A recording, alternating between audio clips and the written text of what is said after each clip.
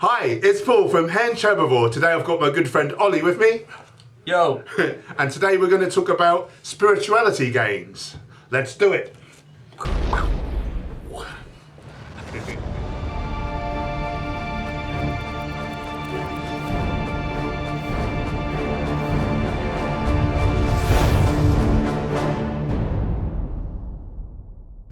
Okay, so my good friend Ollie here is a PT as well. Met like a few months ago, didn't we? Yeah. A few months ago now, yeah. And is it fair to say you've been quite a spiritual guy for a time now? I'd say first started realising spirituality is a bit of a weird word, isn't it? It depends what you... It can mean a lot of different things to certain people. Yeah. But yeah, I'd say I started learning about spirituality probably last September. Yeah. That's when I first started sort of looking. Oh, okay. I thought it'd been a lot longer because you seem to me so quite advanced. So. Yeah, it's interesting. I think I always had a bit of spirituality, but without knowing it as much detail. Without putting a label on it. I actually read. I think the first time was when I read Russell Brand's Revolution book. Yeah. Have you read that? I've not read that. No. Awesome. And then, I do love his thinking though. Yeah, and the one bit that fascinated me, I always watched his channel. What's it called? Truths. Truths. Yeah. And always fascinated just the way he spoke and so fluently and how he was so connected with what was going on and able to sort of say I was fascinated by that. And then the bit that stood out for me was the meditation side. Yeah. And ever since then, yeah. So you got really into your meditation. Yeah. Cool. And and like I was saying earlier, when I first met you, I could see that you understood like the bigger picture and that there's more to what's going on than what we can see like in the material world. And I kind of just I get like a knowing and just something in my brain told me that guy is going to be vegan sooner or later. Weird. So we got sort of chatting about it, didn't we? And when I've told you this before, but when I first sort of walked through a room, because I came to PT here, I'd sort of become a PT here and got shown around, and you were actually PTing someone. Yeah. And automatically I just had an attraction towards you. I don't know what it was, I can't really explain it. It was just something where I just thought, I was just intrigued. Yeah. And then, that's when the journey of veganism, because obviously I started learning, talking to you about it. I didn't even know what it was. Yeah. I didn't even hear about vegan. I didn't know what vegan was. I was just, completely. I knew what vegetarian was, but I didn't know the difference between it. Wow. I don't know if you know that. No, I didn't know. I was not aware of that. Wow. Yeah, I guess it's still, I sort of forget that that's a possibility because obviously, like we say, you change your brain so much. Like, it's strange to me now to think that I ever ate like animals, but it wasn't really that long ago, really speaking. Yeah, it seems to go very quick. Yeah, it's crazy. But it's like you've always been like this, So I was going to ask, since you've gone vegan, so you said it's about 4 months now you've been vegan? 4 months, yeah. Just over 4 months, I'd say. And I wanted to... vegetarian for a few weeks. Right, I remember now.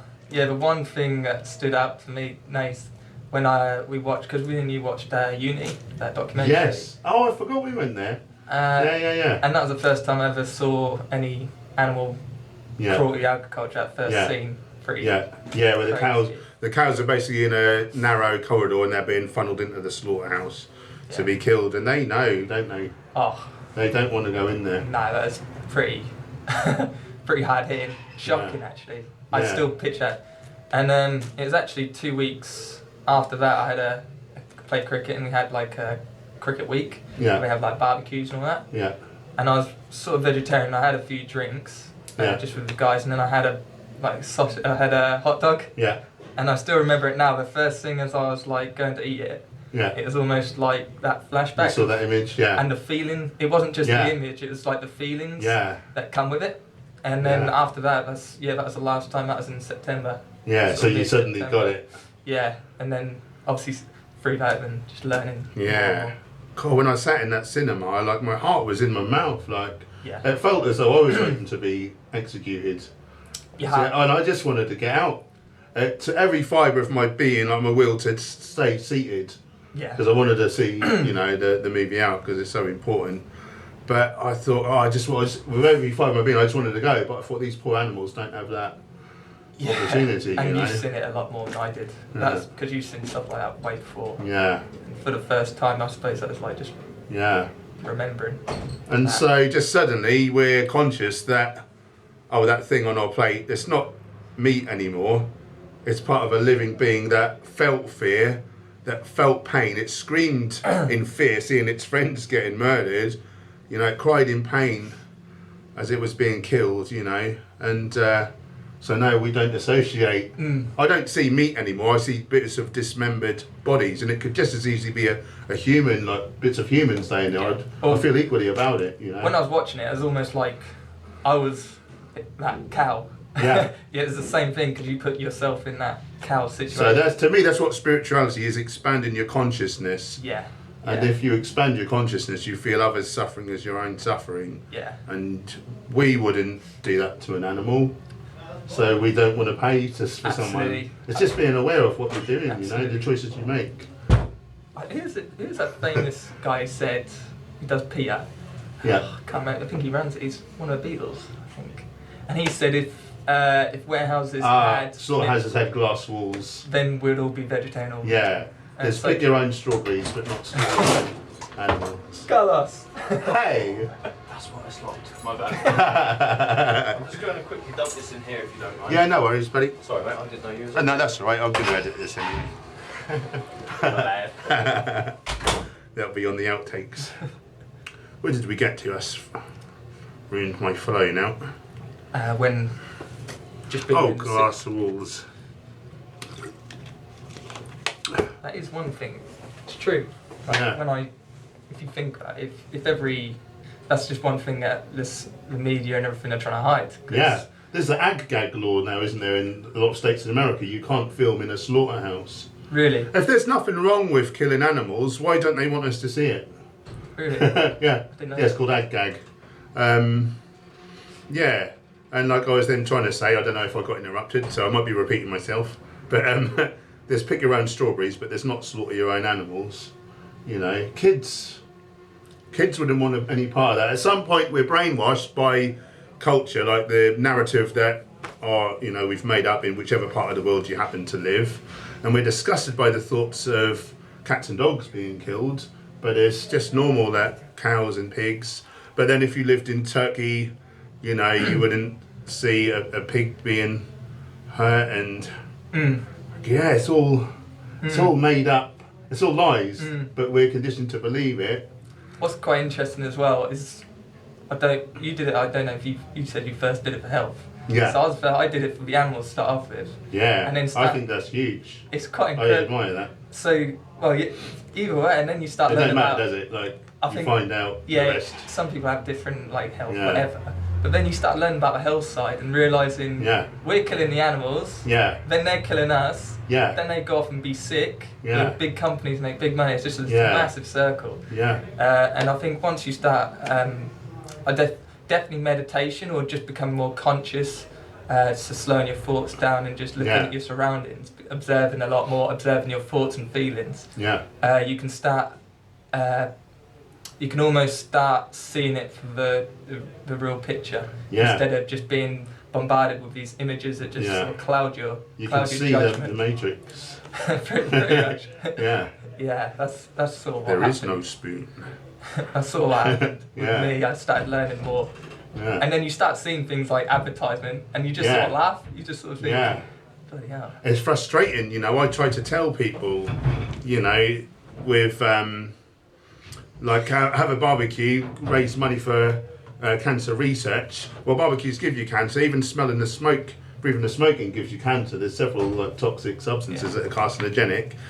Why does the pharmaceuticals industry, like multi-billion pound industry, why does that need our charity and then make drugs? And they want us to give ourselves cancer so that we can buy those drugs from them for a tidy profit. Do you know what's quite? I don't know if you know it. Just come to my head now. You know Joe Rogan, he had that podcast and things like that. I listened to it the other day and it was talking about how, you know, the marijuana companies, like they have the advertisement to say, have like this cat, it's all spaced out, and they say don't do drugs and all this. They're actually sponsored by beer companies. So they're the ones that actually fund What a surprise. You don't see that on first day, you just think, oh right, so you're seeing that image of, oh, drugs are bad, but then you don't get the behind the story of how that was all set up. Yeah. And that's just marijuana, like, there's so many other topics, but that's just one of them. Yeah, it's all corrupt, isn't it? Everything was corrupt as hell, except for us YouTubers just telling you to eat fruits and veggies, don't eat animals, don't make yourself sick, and then don't buy all their pharmaceuticals, and you can trust us. But don't take my word for it, research and find out everything for yourself. Like we have. So I just wanted to ask you, I'm conscious we haven't got a lot of time. So since the vegan thing, have you noticed any benefits to your spiritual practices? Or definitely, I'd say energy was the first thing that came straight away. So I was a lot more energized. I wasn't lethargic at all. Where before I could notice just little things, which obviously comes with awareness as well. So once I had this energy, where it was sort of a different energy as well. It wasn't like an energy where I could just sort of, in the mornings I noticed it, but there's more happy energy as well. And that definitely came with the mental side, I guess, of knowing I'm doing good. I think that's living in line with your true self. Absolutely. So again, I think that's spirituality. I think it's living to your beliefs. So most people, unless they happen to be born psychopathic or sociopathic, most people wouldn't want to hurt an animal. Our heart goes out, we want to help. So, we're denying that aspect of us and doing bad, basically. And but then living in line with your true self, I think that does energise you. You're doing life energy. That famous saying, you are what you eat. But also when you have... you're not fear and death anymore, you're life. Absolutely. Absolutely. Fruit wants you to eat it. It wants you to. You're actually doing the plant a service by eating it. The last week, I've been eating a lot more fruit. Yes. I had talks with you about fruit, and Kerry McCarthy. I watched her on the expansion of the brain organ. And how we've lost like tennis ball size worth in the last 30,000 years or something. And it goes back to the diet and what we really ate back then. So we had a lot of fruits. We lived in the tropics with an abundance of fruits. Why would you eat, if you got fresh, sweet, fragrant fruit that makes your mouth water, why would you seek to run after an animal and try and kill it, and then there's blood and guts everywhere? That tells me that we're not meant to be eating that. I don't look at a lamb and salivate and think, I want to eat your legs. I think, I want to give you a cuddle and protect you. And then when I smell strawberries or peaches, like, I'll murder them, So, and and people that say, if you do feel bad, if the common, but they have feelings as well. And so it's another thing with when I went into it, start getting a lot better at because at first all the answers, At first it's horrible. But it's frustrating, isn't it? Because it is right, but there's so many there's still nonsense that people come out with. If you're so worried about the poor plants, well, don't eat animals, because most of their plants go to feed the animals. And don't hurt them, but it's all crazy. It gets a lot easier, I'd say, as well. Just dealing with it and then realising, just keep... if I had to give advice to anyone now, that just from 4 months of doing it, is just keep improving yourself. Just keep on, don't let other people put you down and get in that spiral of thought of, because as soon as you start reading, improving yourself, I think that helps. And then eventually people will look at you as a leader, because you'll be so healthy and vibrant and full of joy and compassionate and positive. People will not see you as a weirdo. They'll think, I want some of that. Let's do what this guy's doing. Oliver, I'm conscious my client's probably about to turn up, so we guess we'll wrap it up there. Maybe we'll do another video. Some other point. We could probably talk for about a million years. We should do a podcast like Joe Rogan. Sweet. Ollie, thank you so much. Boom! Like and subscribe. Peace.